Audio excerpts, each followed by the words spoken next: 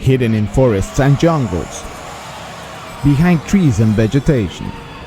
Quiet little eyes have observed mankind's evolution. Just a few people have been lucky enough to see them, and some others have been target of their mischievousness and tricks. These magical stories have been told through generations and can still be heard, especially in rural places that modernity hasn't reached yet.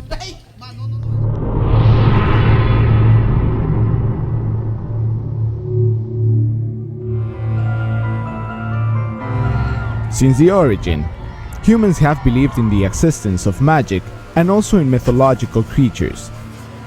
However, a kind of them is present in almost every ancient culture across the globe. Gnomes, leprechauns, fairies, trolls, Aluxes, chaneques, you name it. But how is it possible that so similar tales can be heard in the cold Celtic territories of Ireland the same way they exist on the other side of the earth, on the hot tropical lands of the Maya Empire?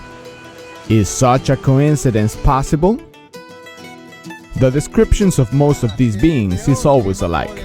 Short, humanly figures that live for long periods of time and usually protect lands and belongings, but also hide things from people, play jokes, or in some other cases may even spread diseases or take lives away from people that disturb them. The most ancient stories about gnomes, fairies, and leprechauns come from Nordic countries, where people believe that forests and woods are full of them, living in complete harmony with nature. In another continent almost 9,000 kilometers away, in Mexico, people believe in some relatives of these incredible characters, chaneques and Aluxes. Chaneques had their origin in the Aztec culture and belong to the states of Veracruz, Tabasco, Oaxaca, and Guerrero. They are little creatures meant to take care of lands and cattle, but if they are treated wrong, they can make people have a hard time, or even worse.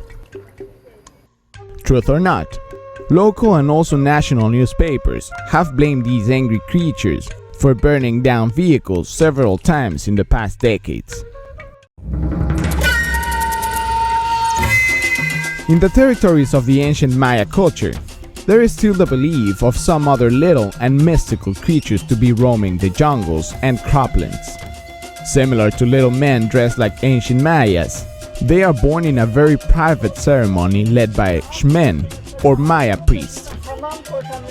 A 5 to 20 centimeters tall figure is carved in stone, clay, wood, or some other less common materials. Then, the owner of the Alux, who will become his master, has to pour 9 drops of his own blood over him.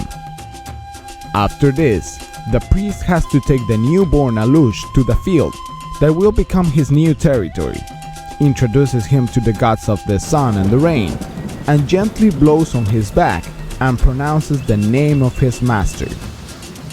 El Huaypec, que es el otro tipo de chamán, el malo, él te encargaba precisamente los órganos de diferentes animales. Entre ellos incluía el corazón de un jaguar, los ojos, las orejas de un venado. Y él hacía esa figurilla con todos esos órganos, se cosía el barro.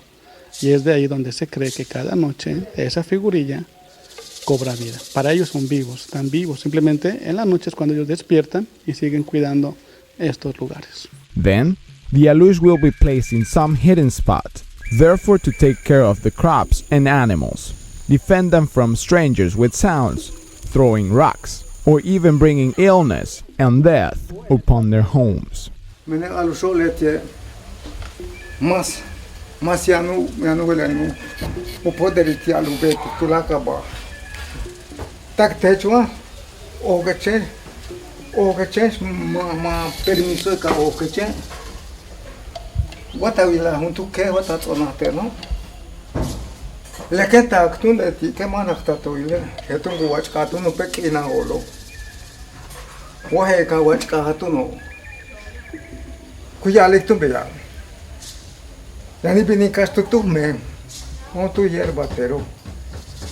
The master has to feed and offer him prayers.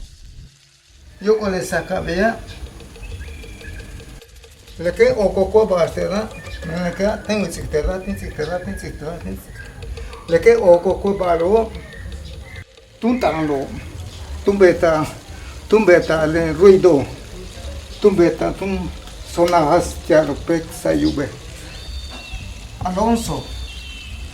Bajo sa kinchika uku. Bajo ta kinchika chopen. Yo, chengan pam. Tum peksik. Le bal checken you. Tum pek bata. Halla. Mu ya het lioko. Le ma que tactela. Le que ube. Tum beta ruido telo. Ma cosma kokli. Sometimes, little houses are built for them, even inside modern resorts or near roads, which means that you can find them scattered all around the peninsula. Legends state that after 7 years, the soul of the Aluxe has to be released so it can return to its place in the woods, caverns, or cenotes, and will continue misbehaving and playing jokes on people nearby. Otherwise, it can get out of hand and harm the owner and his family. Muatu men kunaka yo le lutsenda le. Akata 15 alusho. Yete tunele chuhu sakao yete kam. Kutsaba tunu yuke. Leke koko kubimba no chikando kubim. Kutsaba tunu pechan tunu chuka. Ya pechan tunu chuka buka. Kunsa chui kasta tunu yete ho.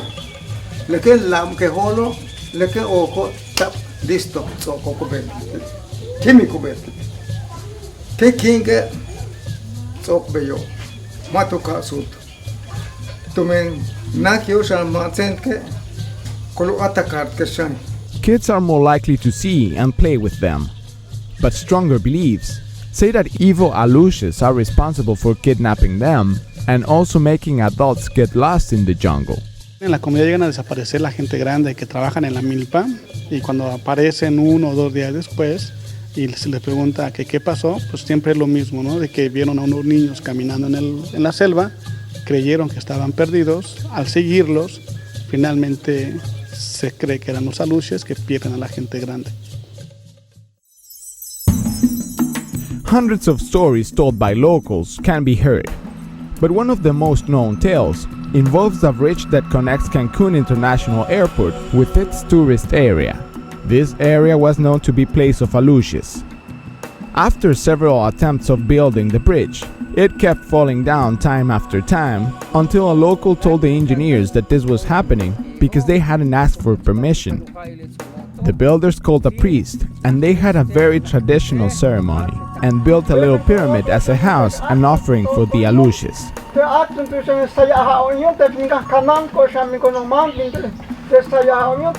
The problem was solved and today the little house still stands under the bridge. Another very famous story tells that Aluxes made Elton John's stage collapse previous to his show in Chichen Itza in 2010. The organizers admitted that they held special ceremonies to ask for permission before the performances of Plácido Domingo in October 2008 and for Sarah Brightman 1 year after, but not for Elton John's show, and the stage collapsed dramatically just a few days before the concert. Coincidence? Almost every single culture had their own little and magical creatures without civilizations having contact with each other. There are some theories about Scandinavian pirates landing on America and therefore implanting some of their beliefs among natives. Is this the answer to our riddle? Or are these magical stories true? Maybe we'll never know for sure. What is true is that many people, also in big cities, fear these creatures even today, so they prefer to give them offerings and try not to disturb them, being part of their everyday life.